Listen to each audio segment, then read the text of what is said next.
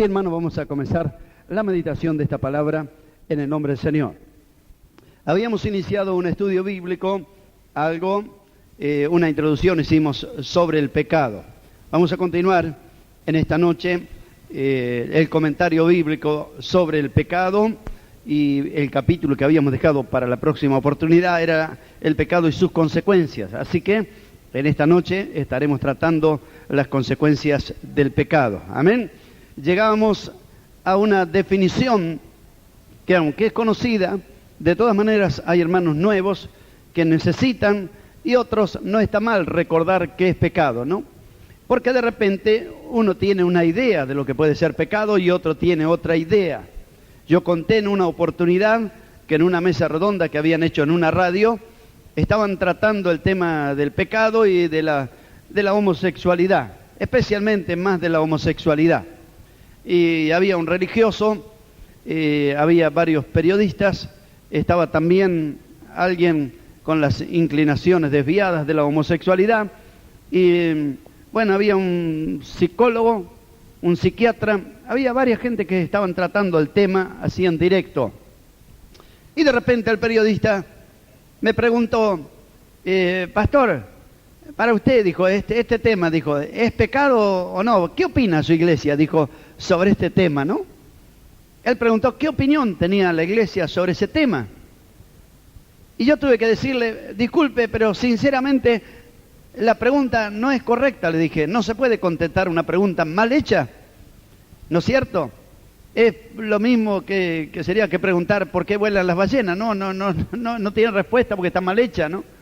Le dije, no es lo que opina la iglesia, porque el pecado no es la opinión de una iglesia, no es la opinión de un pastor, no es la opinión de un movimiento, de una congregación.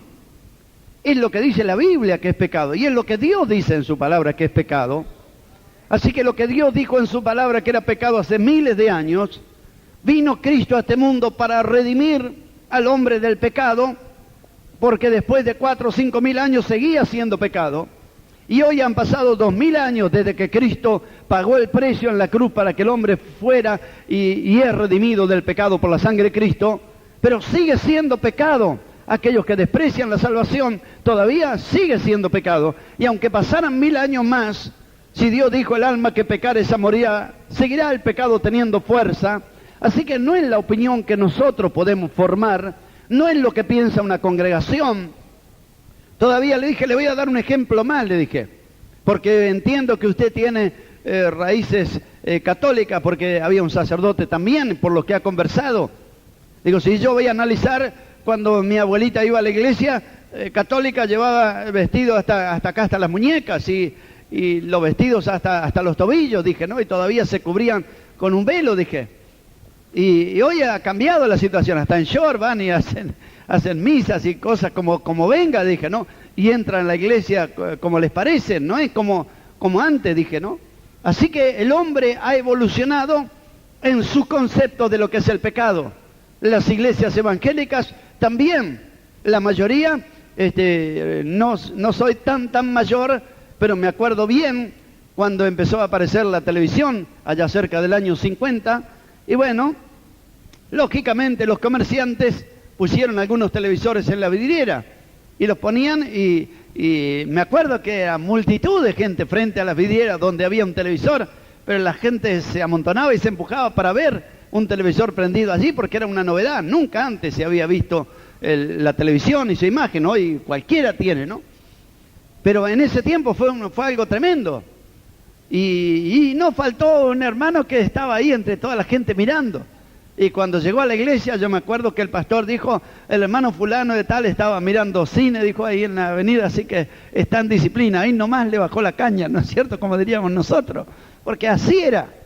Pero antes de eso, cuando salió la radio, también la radio era pecado. Así que los conceptos que el hombre tiene, hoy usted se ríe. Así, ¿cómo tener una radio prendida va a ser pecado? Bueno, eso era lo que los hermanos pensaban en ese tiempo. Nuestro hermano Daniel Sabé y sus padres, cuando se entregaron al Señor, le hicieron romper todos los álbumes de fotos de la familia. Dijo que no podía tener imágenes, ¿no es cierto? Y le hicieron romper toda la fotografía. Hoy sacamos fotos y nuestros hermanos están filmando imágenes que luego se van a ser reproducidas en un televisor o en una videocasetera. Pero antes, así, le quiero decir, hermano, que no es lo que nosotros pensamos, sino qué dice la Biblia que es pecado. Por esos pecados, miles de personas han pasado a la condenación eterna y están pasando aún. Y por esos pecados todavía muchos han de pasar a la eternidad sin salvación. El pecado no ha perdido su fuerza. Por eso, una iglesia que no habla contra el pecado, que no lo define. Hoy hemos escuchado con claridad, el hermano que habla falsedad está pecando. Lo hemos escuchado así de claro. Si no se define el pecado, si uno no dice, la Biblia dice la homosexualidad es pecado, si uno no dice los borrachos no entrarán, no está definiendo el pecado y está dejando medio que cada uno dé su opinión, qué puede o no puede ser pecado. Y no son nuestras opiniones, es la palabra de Dios la que nos deja con claridad qué se define como pecado. Leemos en el Salmo 103, una de las últimas definiciones que nos quedaron de la vez pasada sobre el pecado. Salmo 103, precioso salmo que fue leído aquí el día domingo, también el día miércoles, nuestro hermano Daniel nos habló del Salmo 103. Pero tenemos una definición de lo que es el pecado. Dice el Salmo 103, Salmo 103, verso 1 al 3. Dice, bendice alma mía Jehová y bendiga todo mi ser su santo nombre. Bendice alma mía a Jehová y no olvides ninguno de sus beneficios. Él es quien perdona todas tus iniquidades, el que sana todas tus dolencias. Amén. Podemos decir amén a la palabra de Dios. Así que aquí encontramos que Él es el que perdona, que decía absolver, librar, perdonar a alguien, no tenerle en cuenta sus ofensas. Aquí encontramos una definición. ¿Cuál es la primera definición que encontramos aquí de la palabra pecado? Iniquidad. Esta es una de las definiciones que dice la Biblia que es pecado.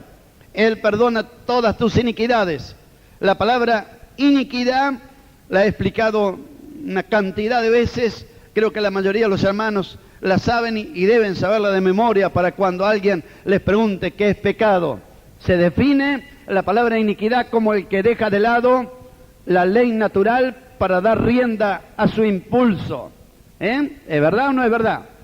¿Y cuántas iniquidades cometemos nosotros, hermanos? Porque sabemos lo que a Dios le agrada.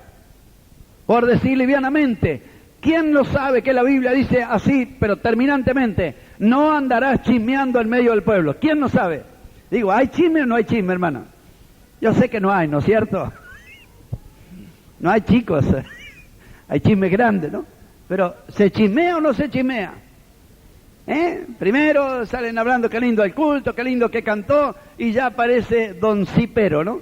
Sí, pero, ¿viste ese hermano que habló? Sí, pero, ¿viste esa chica que cantó? Y viene el chisme, ¿no? Cuando la Biblia dice bien claro, no andarás chismeando en el pueblo.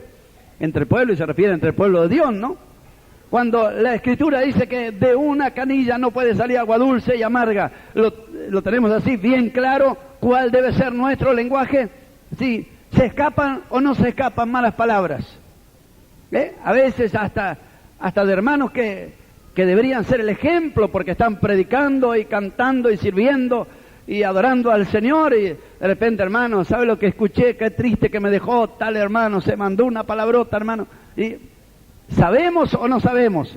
El que deja de lado esa ley natural, pasó algo y da rienda suelta a su impulso, dice una cantidad de malas palabras, blasfema, y después quiere bendecir a Dios, está allí en ese mismo instante, está pecando.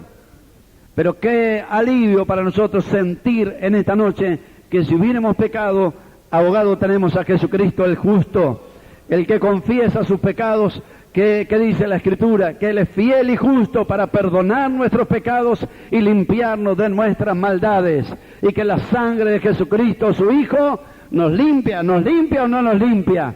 ¿Nos limpia o no nos limpia, hermano? Entonces, si reconocemos que hemos cometido iniquidades, ¿qué tenemos que hacer en esta noche? Bendice, alma mía, al Señor, dale gracias. Decir, bendito sea el Señor, porque a cada rato estoy cometiendo iniquidades, pero Él no me perdonó, algunas sí, otras no, porque estaría condenado. Él es quien perdona todas tus iniquidades. ¿Puede decir amén? Gloria al nombre de Jesús. Primero de todo, perdona todas tus iniquidades, porque no dice primero es el que te sana, primero es el que te favorece. Él es el que perdona todas tus iniquidades, porque si Dios no perdonara nuestros pecados, ¿de qué serviría que a mí me sanó de una gangrena? Estaría perdido eternamente. ¿De qué serviría que usted se salvó de esto o de aquello otro? Qué bendición que primero de todo Él es quien perdona todas tus iniquidades. Así que a eso usted puede agregarle la larga lista de todos los pecados que el hombre comete. Esa tendencia que tiene que decir el hombre para autojustificarse. Yo no maté, no robé, no hago mal a nadie. Ahí tiene la palabra iniquidad. ¿Quién no dijo una mala palabra? ¿Quién no tuvo un mal pensamiento?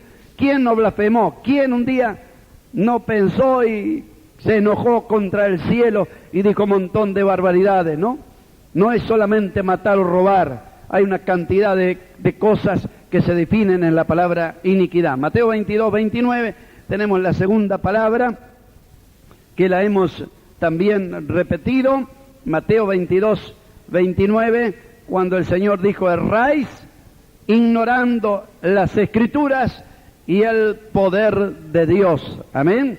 Así que en Mateo 22, 29, tenemos la segunda palabra, que es jamartía o errar. Jamartía, errar. Es la palabra traducida aquí, erráis, ignorando las Escrituras y el poder de Dios. Pero en la primera impresión parecería que hasta hubiera como una injusticia, porque va a decir, ¿cómo? Si es un ignorante, ¿cómo Dios lo va a condenar? Esta palabra ignorar no se refiere a la persona que no pudo estudiar, no pudo hacer un curso, una carrera. Este ignorar se refiere a la palabra indiferencia, que existe la palabra pero que él la ignora. Yo cuando alguien quiere hacerla contra alguien dice, yo a ese lo ignoro, ¿no? Como que está al lado de él pero hace cuenta que ni existe, habla con el otro y lo ignora. Bueno, eso mismo, para que usted se dé idea, erráis ignorando las Escrituras. Gente que por años tiene una Biblia en la biblioteca, pero él vive como si la palabra de Dios no existiera. No la tiene en cuenta para ninguno de sus actos. Mire, aún parte de nuestros gobernantes, que hay buenos y hay los no tan buenos, para no decir una palabra mala. Yo escuchaba el informativo que se reúnen los estatuyentes y algunos dijeron, ¿por qué ponen Dios en la Constitución? ¿Por qué dicen que Dios y la patria lo demandan? Dice, si hay gente que no cree en Dios, tienen que sacar la palabra Dios de la Constitución. Están enojados porque en el último artículo de la Constitución está la palabra Dios. Que la Constitución dice que tiene que ser para toda clase de personas, los que creen en Dios y los que no creen en Dios. Humanamente, socialmente, parece razonable, pero nosotros como hijos de Dios sabemos bien que el hombre no puede ignorar a Dios, porque dice la Biblia en el libro de Romanos que Dios existe y se manifiesta al hombre, y que lo que el hombre conoce de Dios es porque sabe que Dios existe. Y al decir, tienen que sacar a Dios de la Constitución, se están condenando, porque están diciendo, Dios existe, pero no lo queremos ignorar a Dios. Porque si alguien no existe, ¿de dónde lo va a sacar? ¿Qué le parece? Y querer gobernar sin buscar la dirección de Dios, sin tener el apoyo de Dios. Ay de las naciones, dice la Biblia, que ignoran la presencia de Dios, pero bendita la nación cuyo ayudador es el Dios de Jacob. Gloria al nombre del Señor. Y tenemos que orar por nuestra nación, por nuestro gobierno, para que, hermano, no entre esa ignorancia de Dios, quiere decir esa indiferencia a la presencia de Dios, porque aunque el hombre lo quiera ignorar, Dios existe y es real. ¿Puede decir amén? Y viene el día del Señor, en que Él se va a manifestar y toda rodilla se va a doblar y toda lengua va a confesar Jesucristo es el Señor. Amén. Así que tenemos aquí una segunda palabra, hamartía, errar.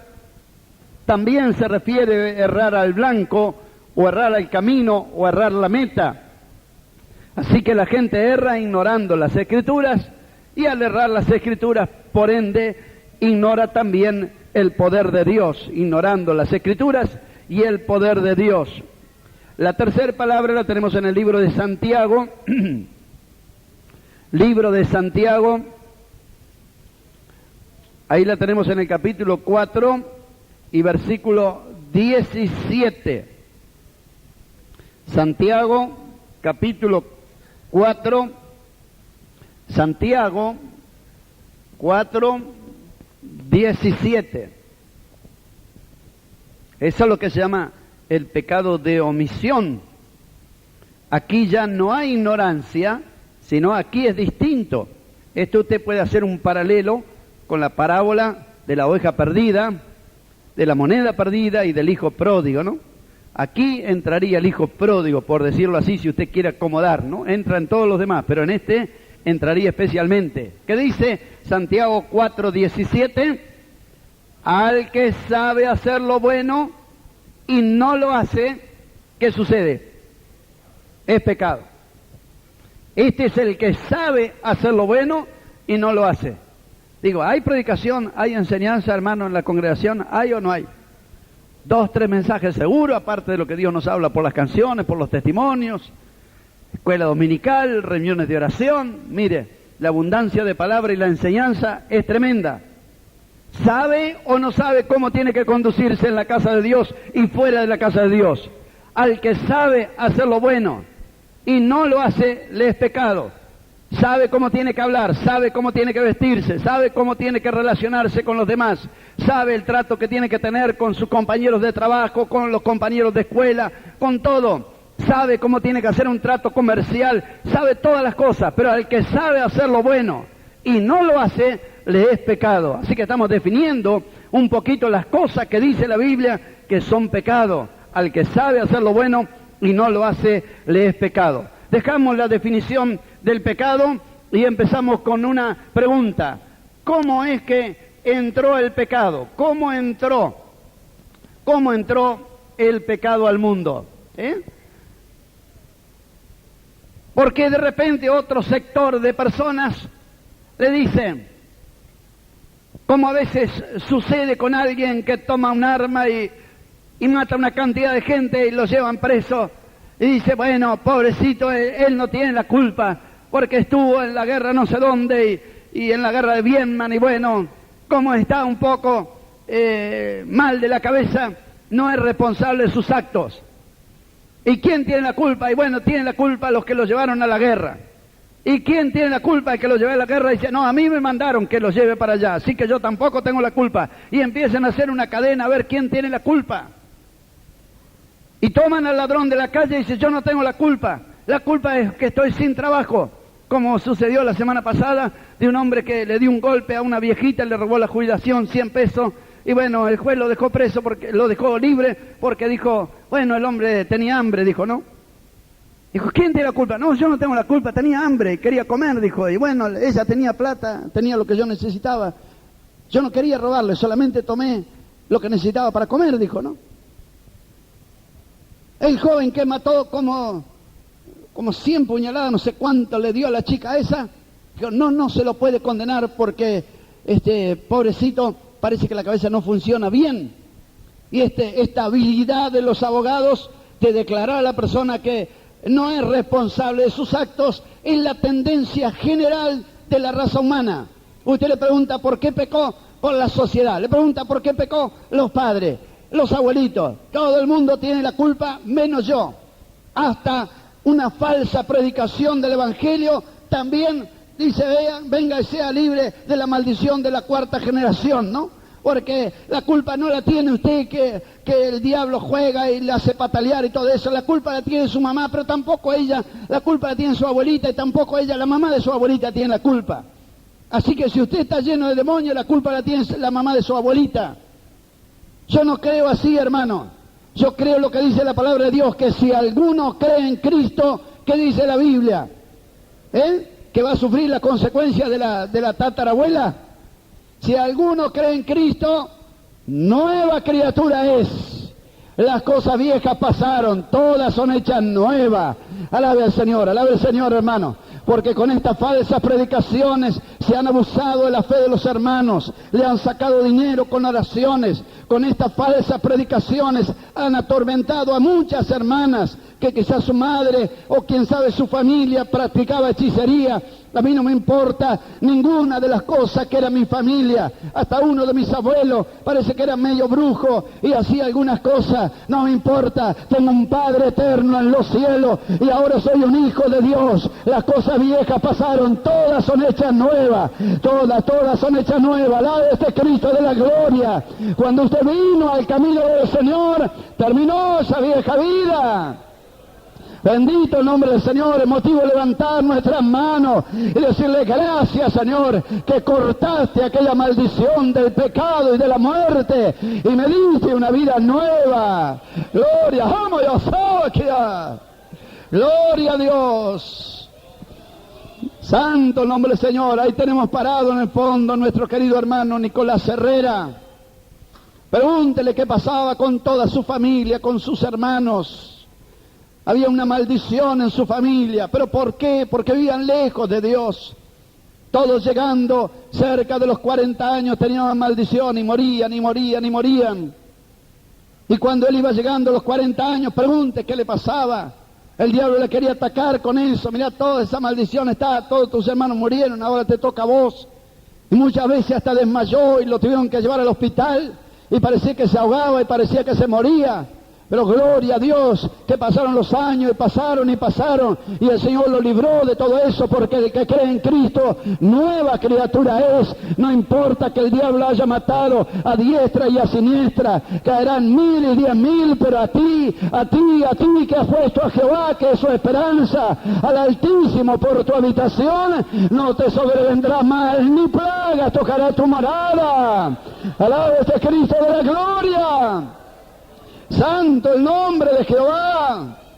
Bendito tu nombre, Jesús. Gloria a Dios. Gloria al nombre de Jesús.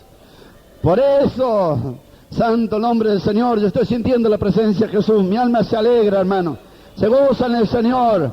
No importa lo que hayan hecho nuestros antepasados. Estamos libres de todo eso. La sangre de Cristo nos ha librado, nos ha dado una vida nueva.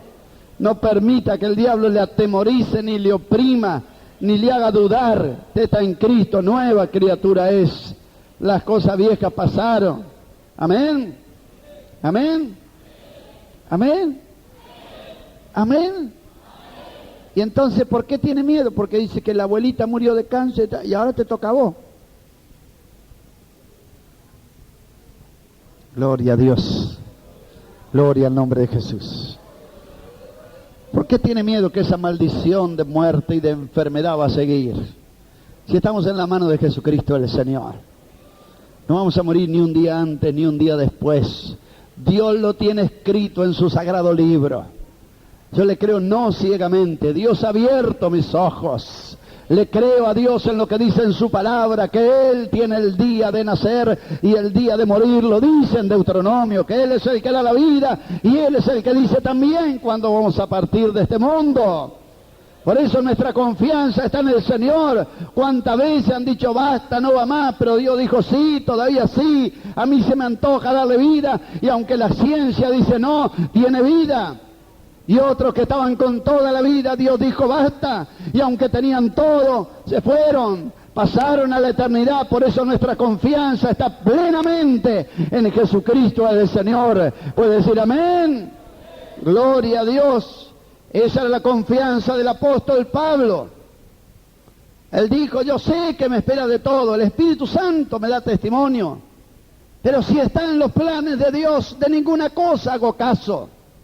Le dijo a los hermanos, porque el Espíritu Santo a través de los profetas le daba testimonio que le esperaban aflicciones y persecuciones. Y decían, no viaje, no vaya porque te espera todo eso. Pero dijo, si el Espíritu de Dios me lo está avisando, quiere decir que tiene que suceder.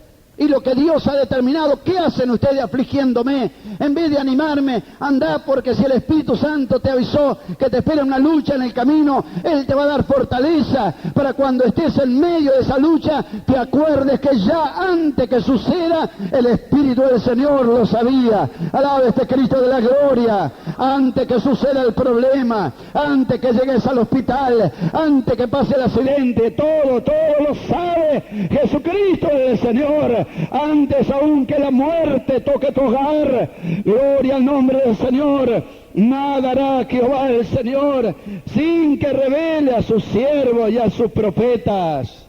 ¿Puede decir amén? Gloria al nombre de Jesús.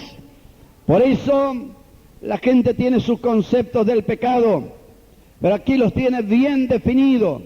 ¿Y cuál es el remedio para el pecado? Antes de eso, miramos algunas consecuencias del pecado, porque el hombre dice, yo no tengo la culpa. Si soy ladrón es porque estoy sin trabajo, la culpa la tiene la sociedad o los gobernantes. Le pregunta a los que se drogan si le echan la culpa, generalmente, no el 100%, pero la mayoría le echan la culpa a los padres, que no hay amor, que no hay cariño, esto, lo otro, y por eso entran en las drogas, porque los padres se separan y se pelean. Así dicen los sociólogos, que el principal motivo son los dramas del hogar, la soledad, el deseo de tener algo en la vida hace que la gente, los jóvenes sin experiencia, encuentre un modo medio de olvidarse de todo, drogándose y toman el hábito y no lo pueden largar.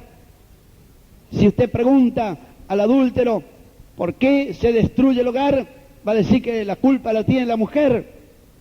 Si toma la misma mujer de la parte, le pregunta por qué, dice, la culpa la tiene mi marido. Cualquiera que usted pregunte, siempre va a decir que la culpa la tiene el otro. Desde el huerto de Edén viene esta historia. ¿Qué has hecho?, le dijo la mujer. La serpiente tiene la culpa, porque la serpiente tiene la culpa.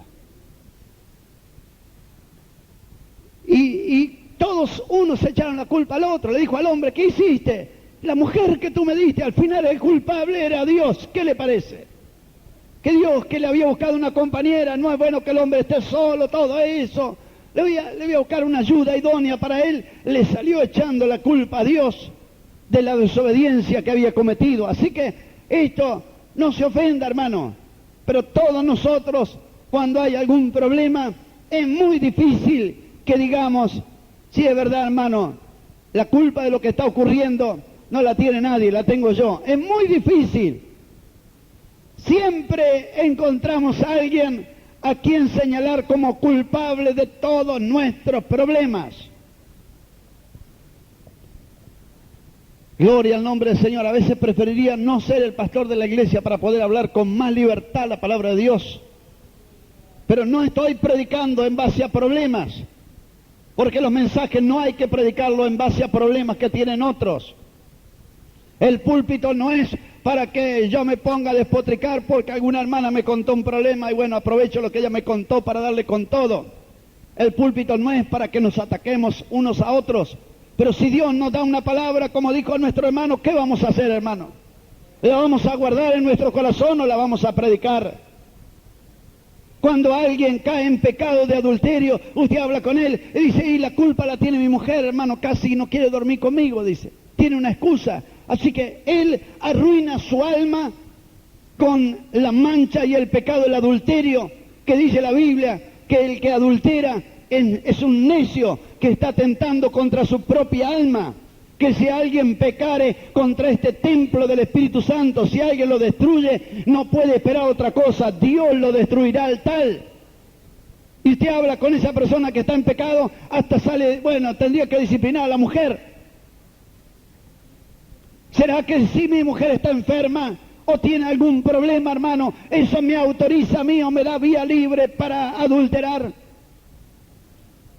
Y si fuera al revés, en un accidente, yo quedara inútil sexualmente, sería una excusa para que mi esposa tomara el camino del adulterio. Que Dios nos guarde, ni siquiera se nos cruce por la cabeza. Tenemos que orar, hermano, y tener pensamientos más sublimes. Yo creo que Dios quiere limpiar nuestra mente de todo argumento del diablo que quiera justificar el pecado. El pecado nunca ha tenido ni tendrá justificación. Solo la sangre de Jesucristo nos puede justificar, tomando la culpa, no ocultándola, tomándola, llevándola en la cruz y clavándola allá y dándonos una vida nueva. Y a su nombre, bendito el nombre de Jesús. Así que el hombre hace excusas.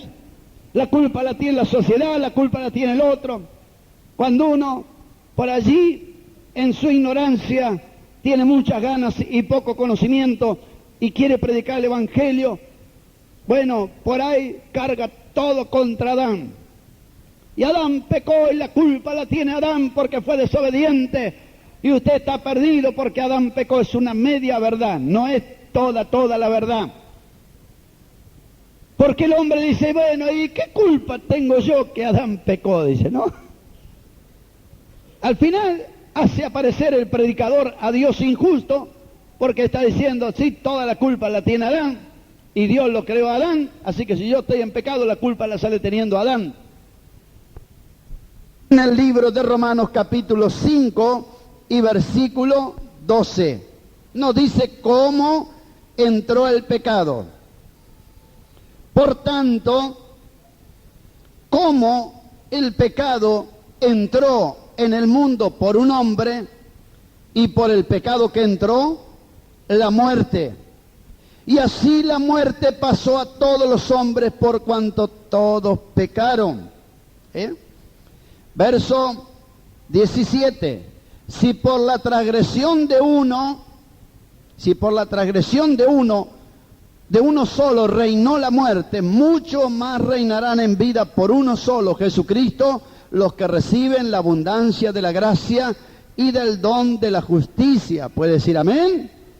Así que la Biblia nos dice cómo entró el pecado. No que usted tiene la culpa del pecado, no dice cómo entró el pecado al mundo. Y así como entró el pecado, también por uno entró la salvación, por Jesucristo el Señor. Así que la Biblia le dice, para que nosotros, usted y yo, entendamos cómo entró el pecado al mundo, porque usted diría un razonamiento lógico. Si Dios es santo, el huerto de Edén estaba en santidad, todo lo que Dios creó era verdaderamente bueno, entonces ¿cómo el mundo viene a terminar en semejante desastre? La Biblia le explica cómo entró el pecado al mundo. No fue Dios el que introdujo el pecado, fue el diablo el que introdujo con la tentación y la seducción, esclavizó a Adán y a través de él esclavizó a toda la raza humana. Pero vino el segundo Adán, que es Cristo, gloria al nombre del Señor. Y ahora todos los que están bajo la fe en Jesucristo el Señor están libres del poder del pecado y de la muerte. ¿Puede decir amén?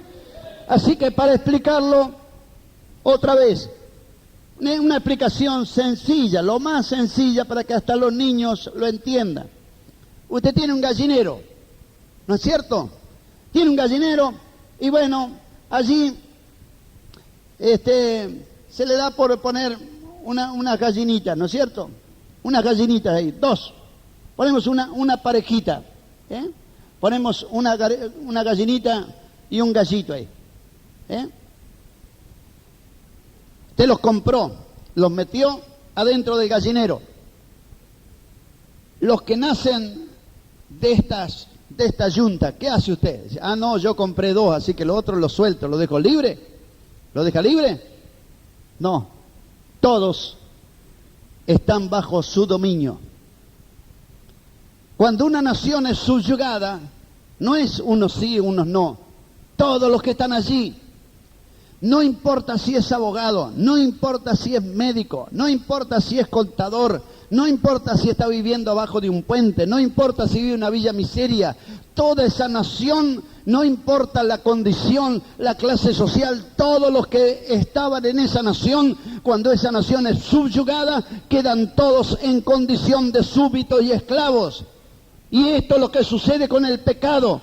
Toda la descendencia de Adán quedó en ese estado de pecado. No importa cuánto estudie, no importa cuántos títulos tenga, no importa si es gerente del Banco Nación o no importa si está rajuneando el fondo de la olla. Todos han pecado y están destituidos de la gloria de Dios. Pero qué bendición que si el pecado no hace acepción de persona, el pecado lleno de odio, de maldad, de condenación, no hace acepción de persona, cuanto menos Dios, que es amor, no hará acepción de persona. Sea rico, sea pobre, no importa su condición, Dios nos ama a todos y nos quiere libertar a todos, y nos ha libertado por la fe en Jesucristo el Señor, y a su nombre, bendito el nombre de Jesús.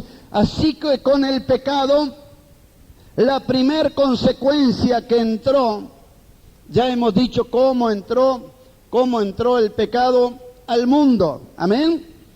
Tenemos algunos versículos más, pero vamos a tratar de un poquito ir adelante, a ver si podemos tener algunas definiciones más así bien claritas, no muchos versículos para que por ahí no entiende tanto. Le voy a dar pocos versículos bien afirmados sobre cada base, y en base a ese análisis usted puede seguir agregando versículos sobre cada título o subtítulo de tema. Amén. Entonces, lo segundo, vamos a consecuencias. Consecuencias del pecado. Junto con el pecado que entró, lo primero de todo, la muerte. Esta era la primera sentencia que el Señor le había dado. ¿Qué le había dicho el Señor? El día que de él comieres, de cierto, ¿qué le dijo? Morirás. Así que la primera consecuencia del pecado. Hay muchas otras consecuencias mediatas, consecuencias inmediatas y consecuencias eternas. No podemos definir todas, pero por lo menos vamos a ir especialmente explicando aquellas cosas más difíciles que no se predican a menudo desde el púlpito, no porque sean temas demasiado difíciles, sino porque a veces cuesta explicar estos temas. Pero espero con la ayuda del Señor, el Espíritu del Señor está aquí en medio nuestro, hermano. Él nos va a ayudar a comprender las Escrituras. Es el mejor maestro y esa es mi confianza. Amén. Así que la primera consecuencia, ¿qué fue? La muerte. En la Biblia encontramos varias clases de muerte. Encontramos en la Biblia. Aunque la gente generalmente relaciona la palabra muerte solamente con la muerte física, pero el pecado no trajo solamente muerte física. Lo primero que trajo el pecado, la primera muerte que trajo el pecado, la primera fue la muerte espiritual. Es la primera muerte que trae el pecado. La muerte espiritual, la separación, porque la palabra muerte significa eso, separación. La palabra muerte significa eso, una separación definitiva. Por eso se dice la palabra muerte. Por eso hay llanto en un velorio. La gente que no entiende bien la palabra muerte, no nos veremos más, porque es una separación irremediable, la muerte. Hablando así humanamente, el único que pone remedio a la muerte es uno solo, es Jesucristo el Señor. Es el único que venció a la muerte. Y como dice la Biblia que alguno es vencido de alguien, es hecho esclavo del que lo venció, como Cristo venció a la muerte, lo vamos a demostrar por versículos. Ahora la muerte no se puede manejar sola ni hacer su voluntad. Es el Señor el que tiene dominio sobre la muerte. Así que lo primero que produjo el pecado fue la muerte espiritual. El Señor le dijo, el día que de él comiere, de cierto morirás. ¿Y qué pasó en Génesis cuando leemos en el capítulo 3? ¿Qué pasó? Versículo 24,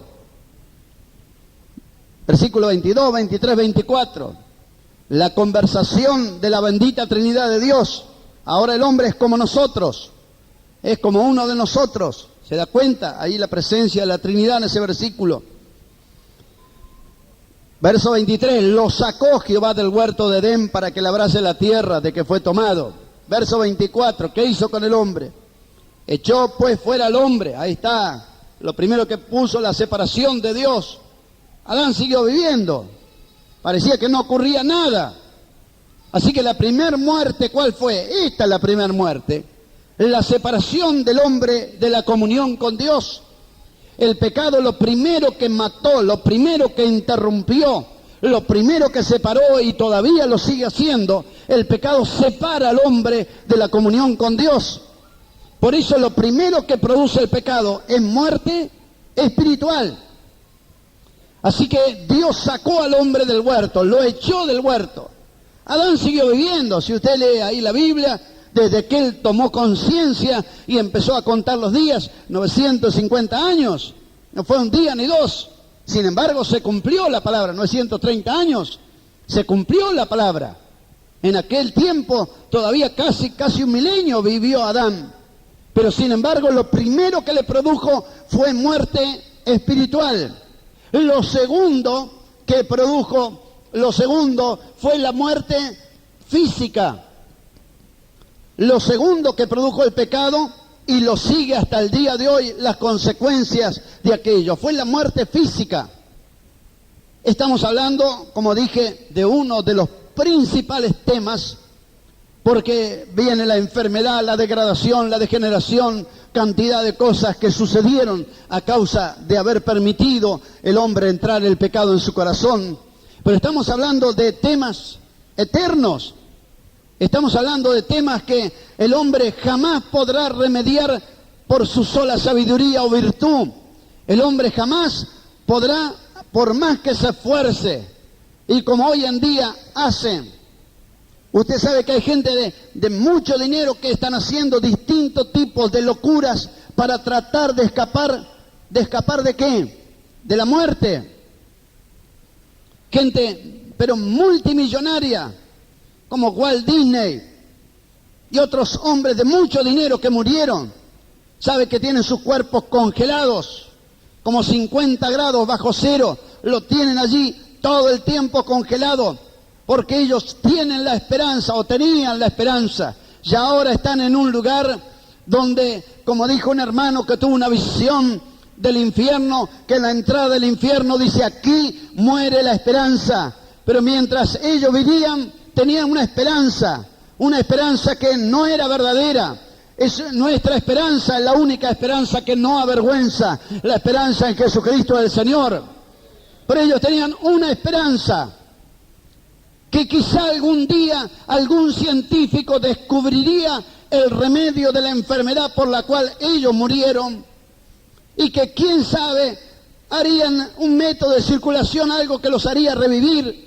Entonces han dejado depositado millones para que sus cuerpos día y noche haya gente atendiéndolos, para que con el resultado de sus películas, de los bienes que ellos tenían, mantengan ese cuerpo ahí súper congelado, para que el día que se encuentren esa sabiduría, esos remedios, lo descongelen, lo sanen y lo hagan volver a la vida.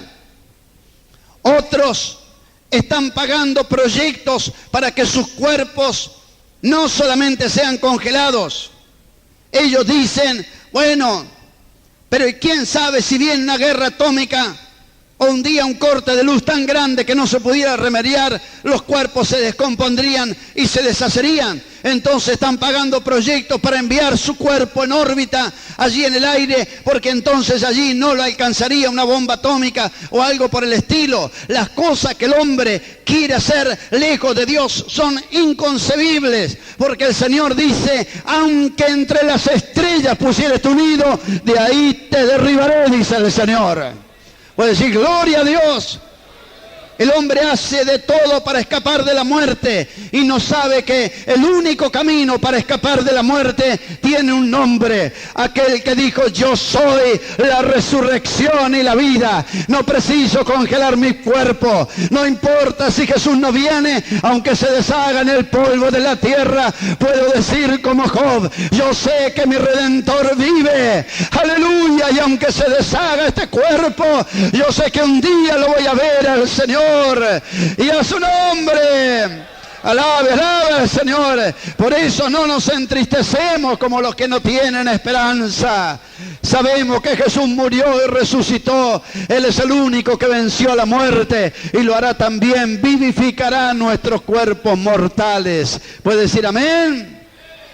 Así que lo segundo que encontramos es la muerte física, como también consecuencia del pecado. Ahora tenemos en la Biblia por lo menos 4 formas que dice la Biblia de muerte. La primera dijimos espiritual. La primera dijimos espiritual. La segunda dijimos física. La muerte física. Vamos a leer algunos versículos de la palabra de Dios. Romanos 6:23. Encontramos una palabra bastante conocida que se usa mucho en la evangelización. Romanos 6:23, donde dice, porque la paga, quiere decir, o la recompensa o el resultado del pecado, que es muerte. Así que esa muerte abarca ese Romanos 6:23, abarca todas esas muertes, ¿no? Física y espiritual, porque Dios no creó al hombre para la muerte. Por eso el hombre lucha tanto contra la muerte. Y los médicos por ahí dicen, bueno, murió de muerte natural. No hay muerte natural. No es natural que el hombre muera. Dios no lo creó al hombre para que se muera. No, Dios lo creó para que viva, dijo, para gloria mía lo he creado, para vivir eternamente con Dios. Y tanto Dios quiere cumplir ese propósito que ha enviado a su Hijo para que todo aquel que en Él crea no se pierda, sino tenga la vida eterna, para que viva eternamente con Jesús. Por eso la muerte nunca es natural. Por eso el hombre siempre resiste y resistirá a la muerte. Por eso el hombre gasta y se empeña y lucha e investiga porque quiere librarse de la muerte. Pero el hombre jamás podrá librarse de la muerte. Solamente hay un solo camino para librarse de la muerte, es a través de Jesucristo el Señor. ¿Podemos decir amén? Gloria a Dios. Entonces encontramos Romanos 6:23, que es la paga del pecado, que es muerte. Efesios 2:1. Efesios 2:1, seguimos hablando de la muerte espiritual. Efesios 2:1, se lo anoto acá, Efesios 2:1. Así que todavía le estoy dando versículos de la muerte espiritual. Dice, Él os dio ¿qué? Él os dio vida cuando estabais, ¿cómo dice? Muertos en vuestros delitos y pecados, en los cuales anduviste en otro tiempo siguiendo la corriente del mundo, conforme al príncipe de la potestad del aire, el espíritu que ahora opera en los hijos de desobediencia, entre los cuales también todos nosotros vivimos en otro tiempo, según los deseos de nuestra carne, haciendo la voluntad de la carne y de los pensamientos, y éramos por naturaleza hijos de ira, lo mismo que los demás. Pero Dios, que es rico en misericordia por su gran amor con que nos amó, aun estando nosotros muertos en pecado, esto es muerte espiritual lo que está hablando aquí, ¿sí? Nos dio vida juntamente con Cristo, por gracia soy salvo, y juntamente con Él nos resucitó. Esto es lo que sucedió por la fe con Cristo. Y nosotros lo hemos testificado públicamente con las aguas del bautismo. Sepultamos la vieja vida y nos resucitó. Gloria a Dios. Y ahora estamos en los lugares celestiales con Cristo. Quiere decir, en el mundo espiritual estamos descansando en Cristo y en su promesa. ¿Puede decir amén? Gloria a Dios. Así que este pasaje está hablando no de la muerte física, sino de la muerte espiritual. ¿Se entiende bien? Esa muerte es a causa o como consecuencia del pecado. Vosotros estaban muertos en delito y en pecado. Y si andábamos en otro tiempo en la corriente del mundo, en los cuales también nosotros vivimos en otro tiempo. Por eso está hablando de la muerte espiritual, quiere decir lejos de Dios. Aún estando nosotros muertos, nos dio vida. Muertos en pecado nos dio vida. Esa es la muerte espiritual. Ahora vamos a algunos versículos. Ya no añadimos más. Vamos a algunos versículos que nos hablan qué es la muerte física. para redondear este pensamiento de la muerte espiritual y cómo Cristo nos dio vida, yo he usado muchas veces unos cuadritos muy sencillos que han ayudado mucho a los hermanos del modo más simple para entender lo que es la muerte espiritual. Yo hice unos cuadritos así en una oportunidad que nos ayudan mucho a entender que nuestro ser es espíritu, alma y cuerpo, ¿no es cierto? Dijimos que en el alma es donde están los cinco sentidos, el entendimiento, todo eso, que a través del cuerpo se comunica el alma con el mundo exterior, con el mundo exterior, que el alma a través del espíritu se comunica con Dios. Aquí aplicamos Efesios 2:1, Romanos 6:23, que el hombre cuando está lejos de Dios, esta parte espiritual está muerta, no puede tener comunión con Dios. Por eso dice la Biblia que Dios no oye a los pecadores, su espíritu está muerto en relación con Dios. El hombre existe, está en este mundo, pero su espíritu está en relación con Dios, no tiene comunicación. Dice la Biblia, sabemos que Dios no oye a los pecadores, puede hacer caminata, promesa, puede saquearse como aquellos servidores de Baal, pero nada sucedía. ¿Por qué? ¿Qué pasaba? Su relación con Dios, estaban muertos, separados. Por eso dice, estando vosotros muertos en vuestros delitos y pecados, ¿qué sucedió? La palabra de Dios viene a nuestro corazón y trabaja allí, y Él hace un milagro, hace que esta parte espiritual se vuelva a restaurar y a tener comunión con Dios. Por eso, si alguien no ha nacido de nuevo, si su espíritu no ha recibido la vida del Espíritu de Jesucristo, no puede adorar a Dios. Por eso Jesús dijo, los verdaderos adoradores solamente a través del Espíritu, en espíritu y en verdad pueden adorar a Dios. Usted le puede decir al borracho, levante su mano y diga gloria a Dios, y él va a levantar y dice, gloria a Dios, pero no sirve. En una campaña puede haber gente de toda clase de pecados. ¿Cuántos dicen aleluya? Todos aleluya, pero no llega, hermano. No llega a la presencia de Dios, porque Dios no recibe gloria de hombre, dice. Los verdaderos adoradores son aquellos que han nacido espiritualmente de nuevo, tienen un corazón agradecido al Señor. Y como hoy hemos escuchado, hay problemas, hay lucha, hay dificultades, pero Él sabe el milagro que ocurrió, que antes no tenía comunión con Dios, que antes estaba el cielo cerrado, que antes no había esperanza, pero gloria a Dios, ahora hay lucha, hay problemas, hay dificultades, pero siempre hay un camino abierto, siempre tenemos una comunicación con el cielo, nuestra oración no cae a tierra, sabemos que tenemos un Padre que siempre nos oye, y a su nombre... Bendito el nombre de Jesús. Así que ahí entendemos lo que sucede. Cuando el espíritu está muerto, esta parte no tiene comunicación. Cuando el hombre muere de muerte llamada física, cuando se produce lo que se llama la muerte física, es la separación del cuerpo de lo que es el alma y el espíritu.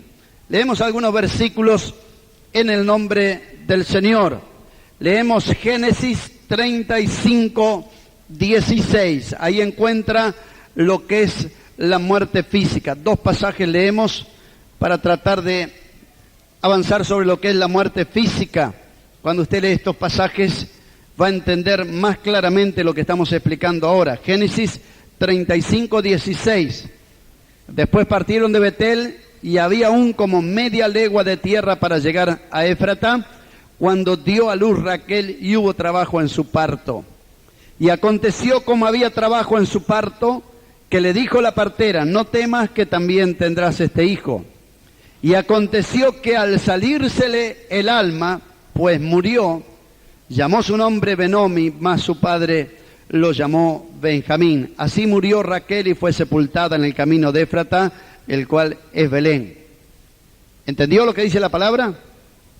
Amén. ¿Qué aconteció? ¿Qué dice el verso 18? ¿Qué pasó?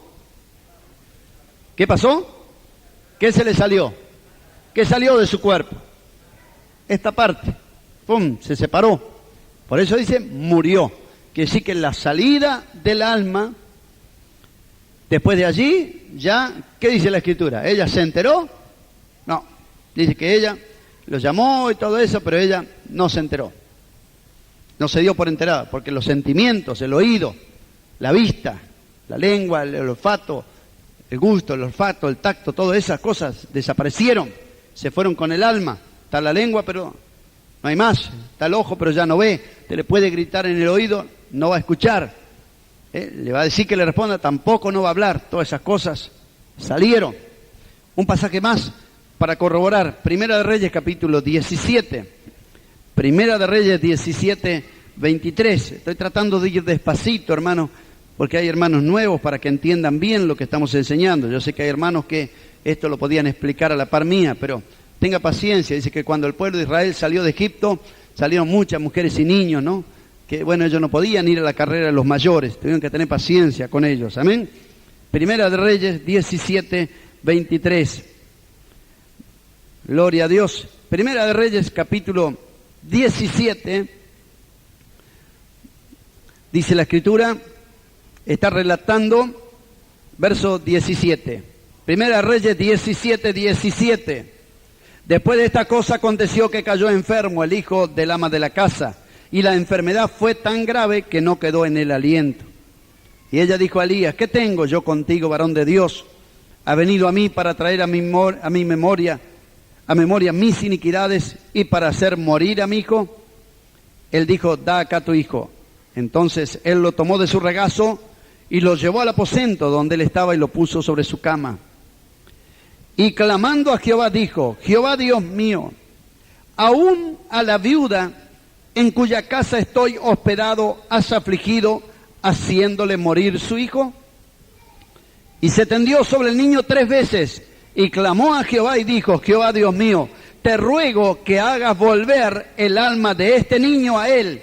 Y Jehová oyó la voz de Elías y el alma del niño volvió a él y revivió.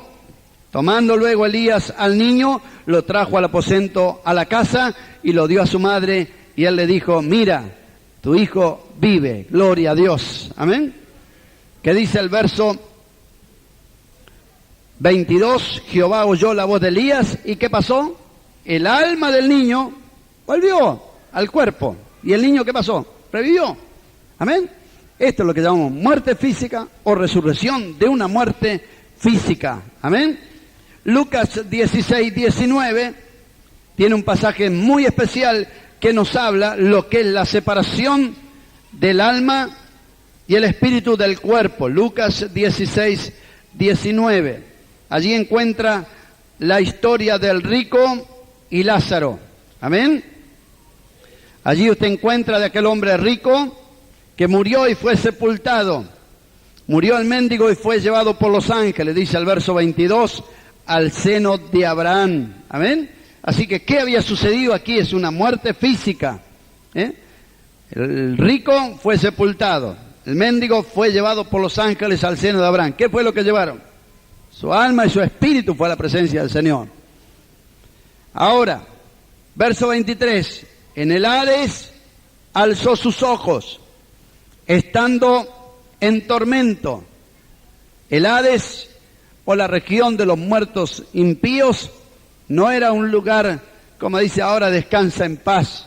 Si murió impíamente como un pecador lejos de Dios sin aceptar la salvación, por más que digan en el cementerio de aquí descansa en paz, no somos nosotros los que vamos a decidir la paz o el tormento de las personas. Es el juez eterno el que va a decidir quién va a vivir en paz en el Señor y qué van a descansar.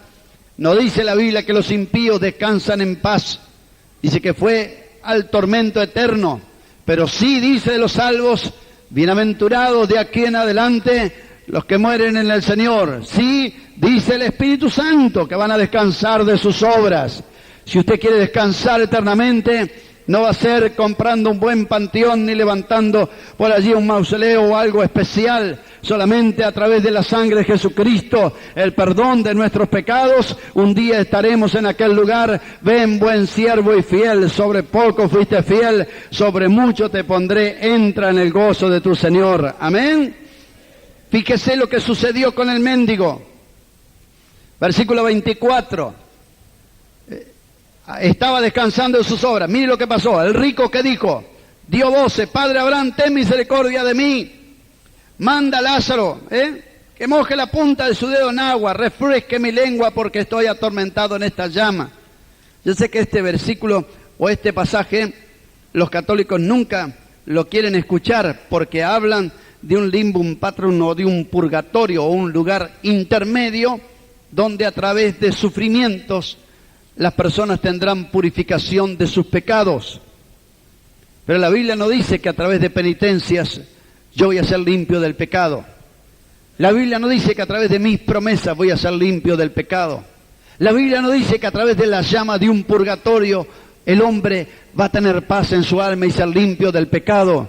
La Biblia dice que solo la sangre de Jesucristo, su Hijo, nos limpia de todo pecado.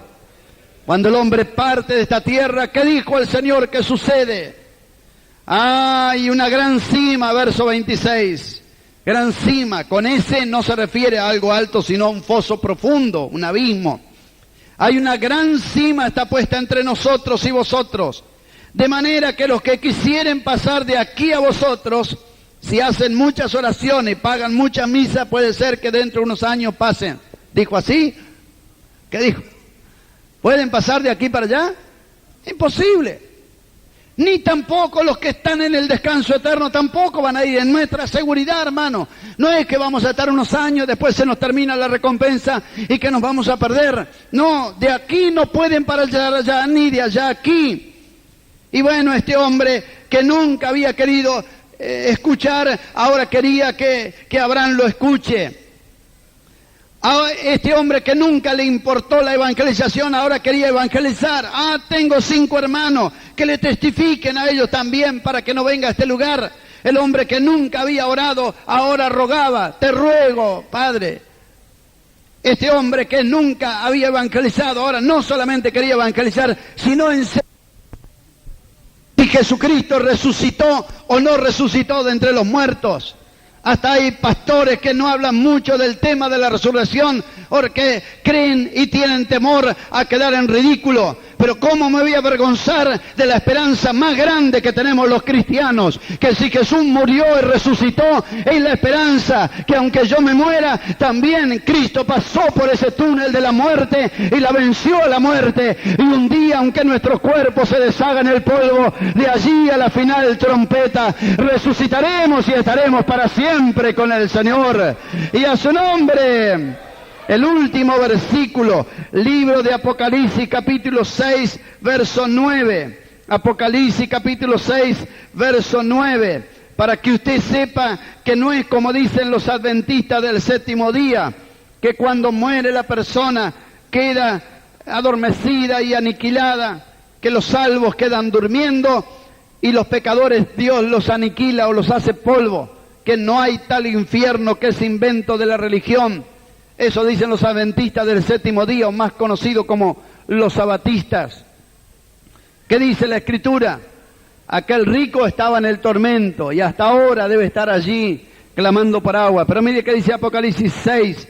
No es que cuando la persona muere se termina todo. Apocalipsis 6, 9. Vi bajo el altar las almas de los que habían sido muertos por causa de la palabra de Dios y por el testimonio que tenían. Clamaron a gran voz: ¿hasta cuándo, Señor santo y verdadero, no juzgas y venga nuestra sangre de los que moran en la tierra?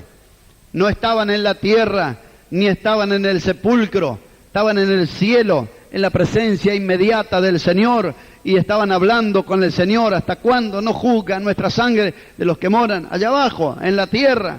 ¿Qué le dijo? Quédense tranquilos, si ustedes no tienen ningún problema, todavía hay otros que van a sufrir como ustedes el martirio. Descanse todavía. Gloria al nombre del Señor. Ya estaban descansando, ¿no? Quédense tranquilos. Gloria al nombre del Señor. El cielo es un lugar de descanso, es un lugar de reposo. Salmo 16, 10, dice la Escritura: Salmo 16:10. Bendito el nombre de Jesús, porque no dejarás mi alma en el Seol, ni permitirás que tu santo vea corrupción. Para que usted sepa que no solamente cuando habla de Seol se refiere al sepulcro, sino también al lugar donde van las almas después que se han separado de su cuerpo. Y aunque este era proféticamente hablando de Jesucristo el Señor, no dejarás mi alma en el Seol, ni permitirás que tu santo vea corrupción. Gloria al nombre de Jesús, es promesa para todos los que están en Cristo Jesús. Amén. Gloria a Dios. Me gustaría seguir hablando, hermano, pero vamos a dejarlo. Gloria al nombre del Señor. La hora ha avanzado bastante, pero no hemos perdido el tiempo, ¿verdad, hermanos? Amén. Y bueno, quizás si hablo un poquito más, los hermanos no van a extrañar tanto cuando me vaya, a decir, menos mal que se fue y el hermano no está, entonces el culto va a ser más corto. Pero no hemos perdido el tiempo, hemos hablado de la palabra del Señor. Gloria a Dios. Amigo, las religiones, lejos de Dios, hablan de reencarnación. La mayoría de los artistas creen en la reencarnación. Todo lo relacionado con el ocultismo hablan de la reencarnación, el espiritismo, las religiones orientales, o de reencarnarse en animales, en perros, en gatos, en no sé qué cosa. Pero la Biblia no habla de reencarnación. La Biblia dice en el libro de Hebreos que Dios estableció que los hombres mueran una vez, no que se va a reencarnar 2, 3, 4, 5 veces hasta lograr el karma o la perfección o la elevación espiritual. No. Dios estableció que los hombres mueran una vez y después el juicio. Y la única manera de escapar el juicio, de no venir a condenación, es recibiendo a Cristo en su corazón como el Salvador de su alma. Yo no sé si sale lleno de esperanza en esta noche, hermano, pero gracias a Dios que nos libró de la muerte. Cristo venció la muerte. Nos faltó leer ese versículo tan maravilloso, ¿no? Que Cristo venció la muerte y sacó a luz la vida y la inmortalidad. Vamos a adorar al Señor. Mientras estamos con nuestra cabeza inclinada, queremos hacer una invitación en el nombre del Señor. Promesa que tenemos de entrar en aquella ciudad donde no habrá más muerte, de ninguna clase. No habrá muerte espiritual ni muerte física, no habrá más ninguna muerte. Allí estaremos para siempre con el Señor, porque donde está el Señor está la vida. Quizá tú tenías temor de la muerte, temor de los daños, temor de la brujería, temor de tantas cosas, y hoy el Señor te ha hablado de una manera tan sencilla. Gloria a Dios. Puedes escapar de esa condenación recibiendo a Cristo en el corazón.